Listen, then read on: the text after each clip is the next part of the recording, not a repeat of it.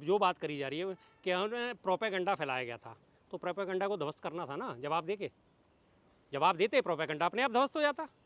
अगर आपके पास जवाब था और आपको लग रहा था ये मेरे खिलाफ प्रोपेगेंडा फैलाया जा रहा, तो आप उसका जवाब देके उसे वहीं ध्वस्त कर देते ना। आपको लगा कि विपक्ष द्वारा छोड़ी गई पत्रकार हैं, विपक्ष ने इनको हायर करा है, जिस हिसाब से बातें करी जा रही हैं बीजेपी IT सेल द्वारा कि विपक्ष ने इसको सिस्टम लेके आए, विपक्ष के द्वारा पोषित हैं, तो ठीक है, आप लाते, उनसे सवाल देते और उनका जवाब देते। लेकिन कैसे करते? वो पूछती इंग्लिश में, मोदी जी को इंग्लिश आती नहीं है, हाथ तंग है, सब जानते हैं, और वहाँ पर ट्रांसलेटर मौजूद नहीं था, तो कैसे करते? तो जाहिर सी बात है, पोल खुल गई उनकी। इसीलिए कहा है देश को जो प्रधानमंत्री पद जैसे पद पे बैठने के लिए कम से कम पढ़ा लिखा होना तो ज़रूरी है। और मोदी जी की तो डिग्री सार्वजनिक है, सब जानते हैं। जो हाई कोर्ट भी उस पर अपील करने के बावजूद भी उस पर रोक लगा देता है कि नहीं, डिग्री सार्वजनिक नहीं होगी। केजरीवाल उस पर डिग्री मांगते हैं तो उनके ऊपर 25,000 का जुर्माना लगा दिया जाता है। क्यों? क्योंकि पढ़े लिखे हैं नहीं, डिग्री नाम की कोई चीज़ उनके पास है ही नहीं। और वो भी वो जाके हरकत कहाँ करनी है, जो कि सर्वोच्च स्थान पे बैठा हुआ नॉर्वे देश है, नंबर 1 पे प्रेस फ्रीडम इंडेक्स में। वहाँ पत्रकारों को पूरी आज़ादी है, मीडिया को पूरी आज़ादी है। उस देश में ऐसा हो रहा है जहाँ पे पूरे मीडिया को पूरी आज़ादी मिली, वहाँ क्या है, प्रोपेगेंडा चलेगा? वहाँ के पत्रकारों ने आज ये सम्मान जो हासिल करा है नंबर 1 पे रहने का, क्या है वो प्रोपेगेंडा में आके हासिल करा है? नहीं करा, उन्होंने अपनी मेहनत से ये मुकाम हासिल करा है। हमारे गोदिया मीडिया चैनल की तरह नहीं है, आप आम काट के खाते हैं, चूस के खाते हैं, बटुआ रखते हैं नहीं रखते हैं, कौन सा टॉनिक लेते हैं, आप थकते क्यों नहीं हैं, ये कोई बात होती है? ये कोई सवाल होते हैं पूछने वाले? तो मोदी जी को भी, उनके गोदी मीडिया भी उतना कसूरवार है आज मोदी जी की बेइज्जती कराने के लिए, देश की बेइज्जती कराने के लिए, कि उन्होंने उनसे कभी सख्त सवाल पूछे ही नहीं। सख्त सवाल आप किसी से पूछोगे तभी तो वो उनके जवाब दे पाएगा। बिल्कुल, अगर वो सख्त सवाल आप लेते तो फिर उसके जवाब भी देने की आपकी हैसियत होती, आप जवाब भी दे पाते। लेकिन आपने कभी इस बात को करा ही नहीं। अगर मैं पढ़ाई में कमज़ोर हूँ और मुझे बार बार मुझे 2 का ही पहाड़ा आता है और मुझे 2 का ही पहाड़ा सुनाने को बार बार कहा जाएगा, तो मैं तो हमेशा ही खुश रहूँगा। मुझे कभी कहा ही नहीं जाएगा भाई तू 7 का भी पहाड़ा सुना दे। जब मैं 7 का पहाड़ा मुझे सुनाने को कोई कहेगा नहीं तो मैं उसे याद भी नहीं करूँगा। तो वही हाल आज मोदी जी का है, जब सख्त सवाल उनसे कभी लिए ही नहीं गए, कभी उन्होंने प्रेस कॉन्फ्रेंस करी नहीं, कभी पत्रकारों ने उनसे कोई सख्त इंटरव्यू करा नहीं। 2 सख्त इंटरव्यू आज तक उनके जो है फेमस हैं।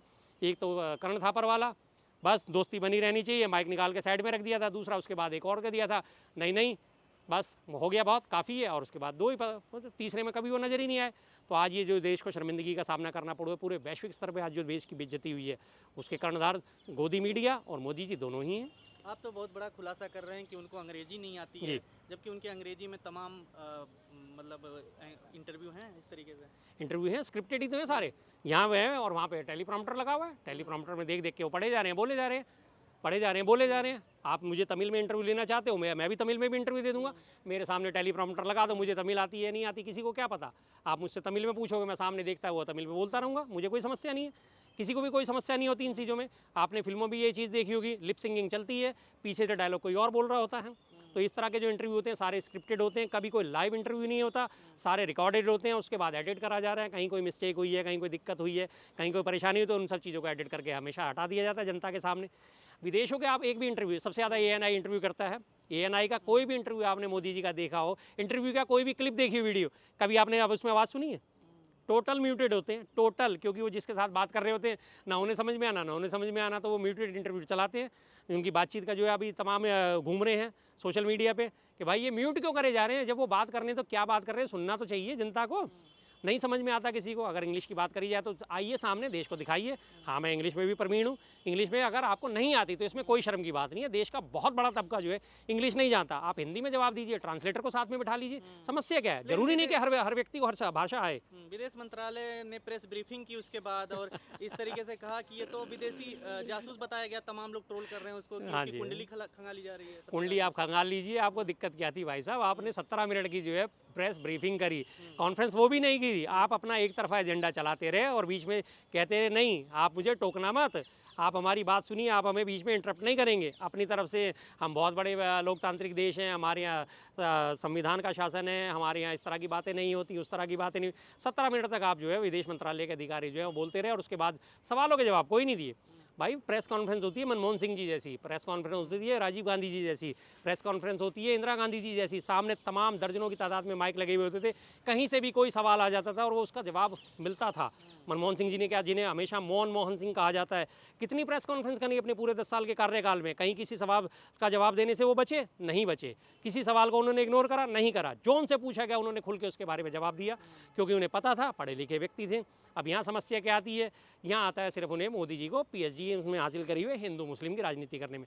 हिंदू मुस्लिम के बारे में कोई सवाल कर लेते वो फ़ौरन सनातन हिंदू मुस्लिम पे उनका रिकॉर्ड चालू हो जाता है। लेकिन कोई वैश्विक सभ्यता के बारे में बात करी जाएगी, उसमें ना उन्हें नॉलेज है ना उन्हें जानकारी है, और वहाँ पे उनको गोदी मीडिया के चैनल बैठे हुए नहीं, तो जाहिर सी बात है वो कन्नी काट के निकलेंगे। राहुल गांधी को अप्रोच किया है उन्होंने, जी। पत्रकार ने कि वो इंटरव्यू देना आएगा, लेना बिल्कुल चाहते आएगा, हैं। बिल्कुल आएगा। राहुल गांधी जी का इंटरव्यू जरूर आएगा।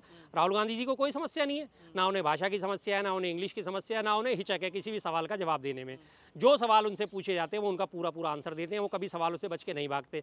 और आपने कभी ध्यान दिया होगा, गोदी मीडिया सबसे ज़्यादा सवाल ही राहुल गांधी जी से करता है। देश में कोई भी वैश्विक आपत्ति आ जाए, कुछ भी हो जाए, किसी भी किस्म की कोई भी दिक्कत हो जाए, सबसे ज़्यादा पहले सवाल जो होता है राहुल गांधी जी से ही होता है, क्योंकि उन्हें पता है कि इनके पास तो सवालों के जवाब होंगे, और उन्हीं सवालों के जवाब के आधार पर जो अपना हमारा मंत्रिमंडल जो है वो आगे कार्रवाई करता है। हालांकि उस टाइम उन्हें वो नकार देता है, लेकिन 15 दिन बाद, 20 दिन बाद, 1 महीने बाद फार्मूला वही काम आता है जो राहुल गांधी जी ने दिया होता है। प्रधानमंत्री जहाँ भी जाते हैं वहाँ अपना एक रिश्ता बताते हैं। नीदरलैंड गए, स्वीडन गए, सब जगह से उनका पुराना रिश्ता होता है, लेकिन वो फिर इस तरीके से पत्रकारों को जवाब नहीं देते। रिश्ते की तो बात खैर उनकी क्या कही है, अब क्या क्या बात करें। मैं बस, सारी दुनिया जानती है कहाँ कहाँ से उनके रिश्ते और क्या क्या रिश्ते हैं, सब जानती है। तमाम दुनिया आज इस बात को पहचान चुकी है। भारत देश पे जो है एक आत्ममुग्ध व्यक्ति जो है वो शासन कर रहा है। उस आत्ममुग्ध व्यक्ति को 2 ही चीज़ें चाहिए, अपनी प्रशंसा चाहिए या उसे कोई मेडल उसके गले में डाल दो, बस वो उस पर वाह वाह वाह वाह वाह वाह, और उसके बाद उनसे जो चाहो वो करवा लो। रही बात वैश्विक उसकी, कहीं उनकी कोई जो है कहीं कोई पूछ नहीं है। सारी तमाम मेडल मिला है स्वीडन से। हाँ, वही मैंने कहा था कि मेडल क्यों मिला। मेडल इसलिए मिला क्योंकि उन्होंने उनके स्वीडन के साथ जो है समझौते करे हैं, व्यापारिक समझौते करे हैं। अरबों डॉलर के निवेश की बात हो रही है। स्वीडन आएगा, यहाँ पे हमारे यहाँ फैक्ट्रियाँ वगैरह लगाएगा। जब उसको कमाई दिखती रहेगी, जब तक उसे कमाई दिखती रहेगी, वो यहाँ से कमाई करके स्वीडन में जो अपना पैसा भेजते रहेंगे। जिस दिन उन्हें लगेगा अब यहाँ से भारत में अब हमारे संसाधनों का दोहन नहीं हो सकता, उस दिन वो अपना सारा काम धाम समेट के चल देगा। इससे पहले आपने देखिए पिछले 10-11 सालों के कार्यकाल में तमाम विदेशी कंपनियाँ यहाँ पे थीं जो अपना काम करती थी, जिन्होंने अरबों डॉलर यहाँ से कमाए, विदेश भेजे, अपने अपने देश में भेजे, और उसके बाद जब उन्होंने देखा कि अब यहाँ पे काम करने लायक हमारे पास कुछ नहीं बचा, उन्होंने अपने काम धंधे समेट लिए। तमाम ऐसी विदेशी कंपनियां मौजूद हैं जो अपने काम धंधे समेट के यहाँ से जा चुकी हैं। क्रिटिसिज्म हो रही है कि प्रधानमंत्री बाहर जाकर के घूम रहे हैं और देश में कह रहे हैं त्याग करो सब लोग। बिल्कुल बिल्कुल, विदेश यात्राएं टाल देनी चाहिए। विदेश यात्रा टालने की कहते हैं और अगले दिन ही उसके बाद 14,500 करोड़ के 2 जो प्लेन है, 8,500 करोड़ के जो है 17,000 करोड़ हुआ, 8 दूनी 16 और 17,000 करोड़ के 2 प्लेन उनके जो रिजर्व रहते हैं, उसी में बैठ के एक प्लेन में 8,500 करोड़ के प्लेन में बैठ के वो और सीधा 5 देशों की यात्रा पे निकल गए। सबसे पहला पड़ाव उन्होंने कहाँ रखा, UAE में। तमाम देश को समझाया जाता है कि नहीं भाई, ये तो पाकिस्तान हमारा जो है युद्ध है, इससे हमारे युद्ध होते रहते हैं, आतंकवादी देश है और इसके साथ हमें संबंध रखने चाहिए। उसी पाकिस्तान के साथ जब UAE ने संधि करी थी, पाकिस्तान पे हमला हमारे देश में हमला माना जाएगा, और उसी पे जो धुरंधर फिल्म की प्रमोशन करने इतने बड़े हाथ फैला के और पहुँच गए वहाँ पे, आ गया हुश हुश करते हुए। सबने देखा, तमाम देशों ने देखा, आज उसे UAE के वो गलबैयाँ कर रहे हैं। क्यों कर रहे हैं? एक तरफ तो वो हमारे साथ पाकिस्तान के साथ संधि कर रहा है कि इसके ऊपर हमला, हमारे ऊपर हमला माना जाएगा, उसी देश के साथ आप आगे बढ़ बढ़ के जो है बातें कर रहे हो, उसी देश के साथ अपने संबंध मजबूत कर रहे हो, तो क्या माना जाए आपको? देशद्रोही है ना एक तरह से। लेकिन उसके बाद वो 5 देशों की यात्रा पे चले गए, सोना कम सोना खरीदने लायक तो छोड़ा ही नहीं आपने देश को। 2024 में आप ही का नारा था कि कांग्रेस आएगी आपके मंगलसूत्र छीन लेगी। आज मंगलसूत्र छीनने का काम क्या करा? आज की बीजेपी सरकार कर रही है। क्यों? क्योंकि डॉलर 97 रुपये लगभग पहुंचने वाला है, 100 बहुत जल्दी होने वाला है, कोई ज़्यादा टाइम नहीं है उसमें। हवाला दिया गया कि 6 लाख करोड़ की विदेशी मुद्रा जो है हमने इस पर खर्च करी है। 6 लाख करोड़ रुपये, विदेशी मुद्रा नहीं, 6 लाख करोड़ रुपये हमने खर्च करे हैं सोना आयात करने में। जिस दिन घोषणा करी कि आप इसके बारे में हमारे को सोना और चांदी ये सब चीज़ें नहीं खरीदनी चाहिए, अगले दिन ही हमारा जो है शेयर बाजार ढह गया। 3 दिन तक लगातार शेयर बाजार गिरता रहा। 18 लाख करोड़ का जो है निवेशकों को नुकसान हो गया। यानी 6 लाख करोड़ को बचाने के लिए आपने 18 लाख करोड़ का नुकसान करा दिया। इसी को कहते हैं कि 25 पैसे ढूंढने के लिए, चवन्नी ढूंढने के लिए 1 रुपये का तेल फूंक दिया आपने। इस बड़े पुरानी कहावतें सटीक बैठती हैं। मैं पहले सोचता था यार ये कहावतें क्यों बनाई जाती हैं, क्या होता है इनमें ऐसा खासियत? तो ये मैंने कहावत पहले कभी सुनी थी कि चवन्नी ढूंढने के चक्कर में 1 रुपये का तेल फूंक दिया। तो अब ये बात समझ में आती है, 6 लाख करोड़ बचाने के चक्कर में 18 लाख करोड़ जो है निवेशकों के डुबो दिए।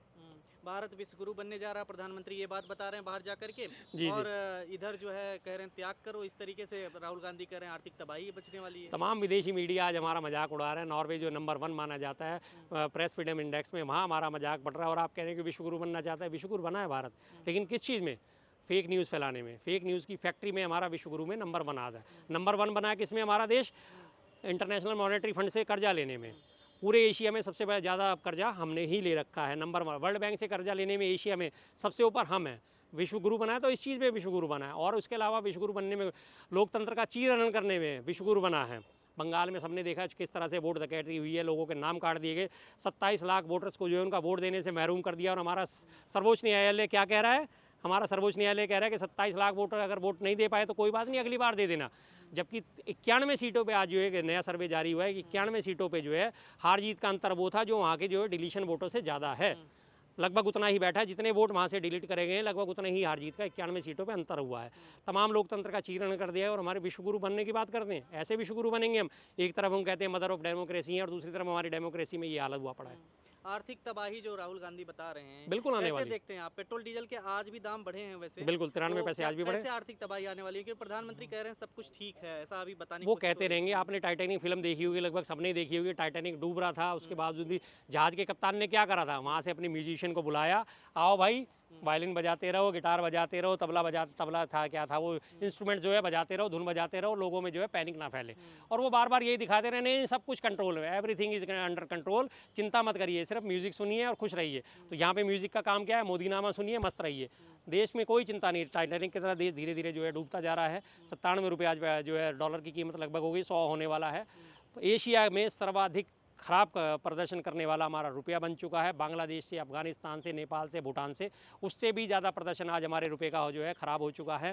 तमाम जो है देश में पेट्रोल डीजल की किल्लत हो चुकी है। छत्तीसगढ़ में, महाराष्ट्र में पेट्रोल की राशनिंग शुरू हो चुकी है। 200 रुपये का पेट्रोल बाइक में मिलेगा और 2000 रुपये का पेट्रोल गाड़ी में मिलेगा। और दोबारा भरवा ना सके इसके लिए जब वो पेट्रोल पंप से गाड़ी लेके निकल रहा है तो उसके टायर पर जो है सफ़ेद पेंट करा जा रहा है। ये उसकी पहचान बनाई जा रही है कि ताकि ये दोबारा पेट्रोल लेने ना आ जाए।